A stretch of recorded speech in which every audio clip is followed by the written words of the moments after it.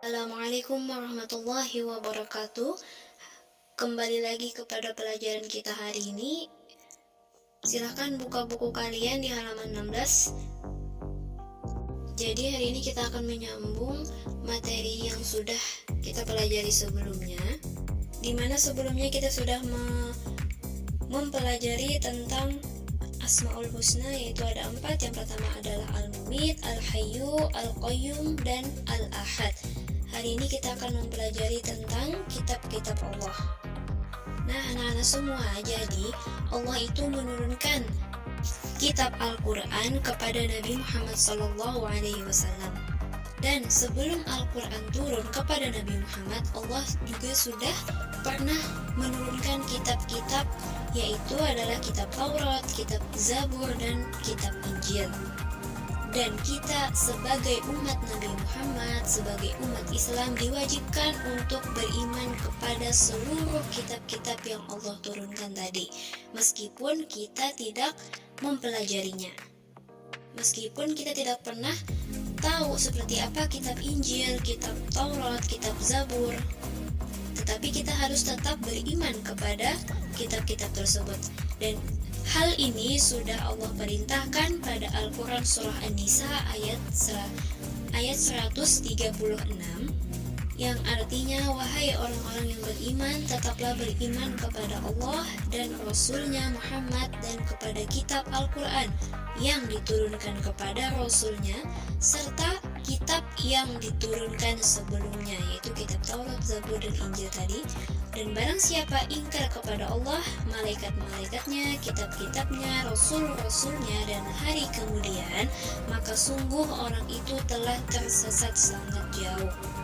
Lalu pertanyaannya, bagaimana cara kita beriman kepada kitab-kitab Allah?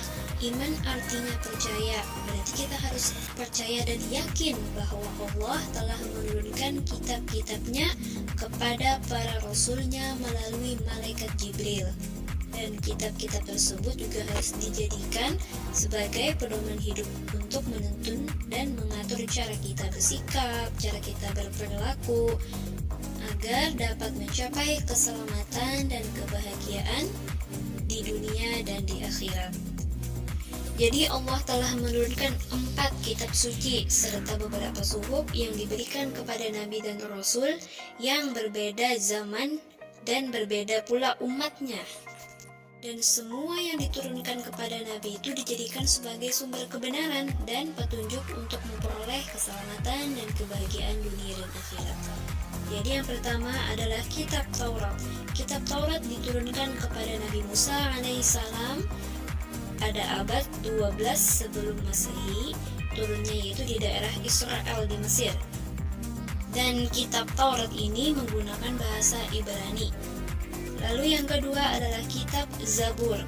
Kitab Zabur diturunkan kepada Nabi Daud alaihissalam ketika beliau menduduki tahta sebagai Raja Bani Israel pada abad 10 sebelum Masehi di tanah Kan'an.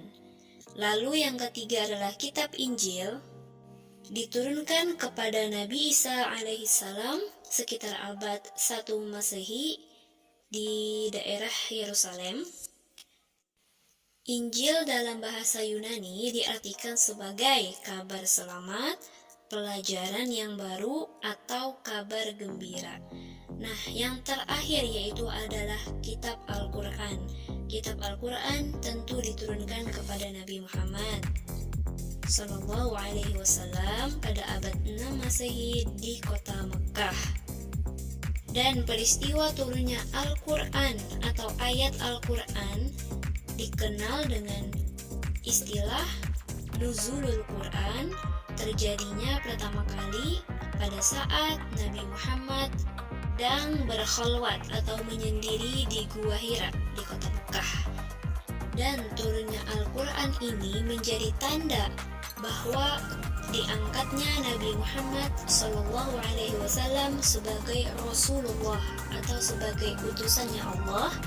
Dan pada saat itu usia Nabi Muhammad yaitu sekitar 40 tahun.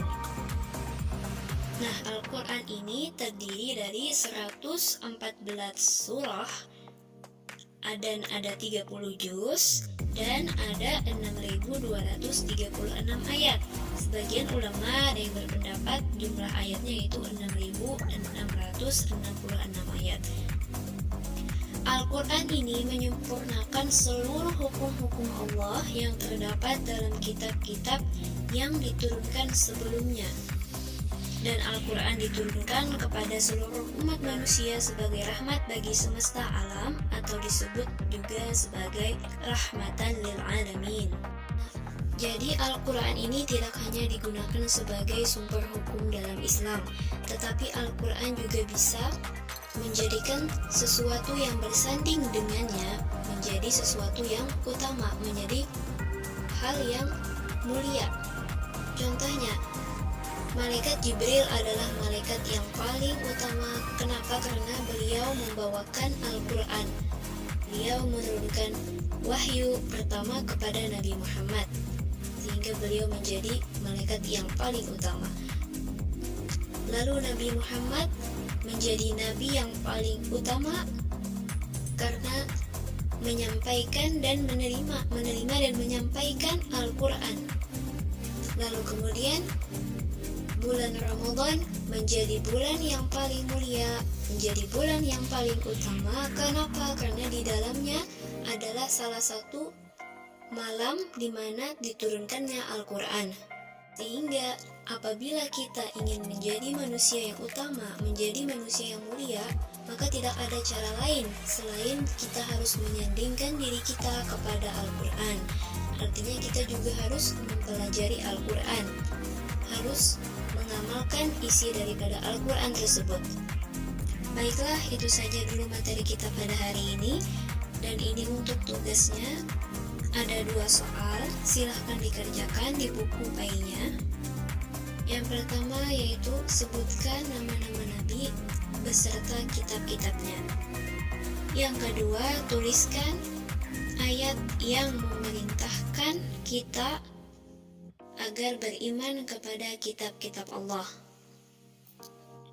Itu saja dulu pelajaran kita pada hari ini. Terima kasih banyak. Wassalamualaikum warahmatullahi wabarakatuh.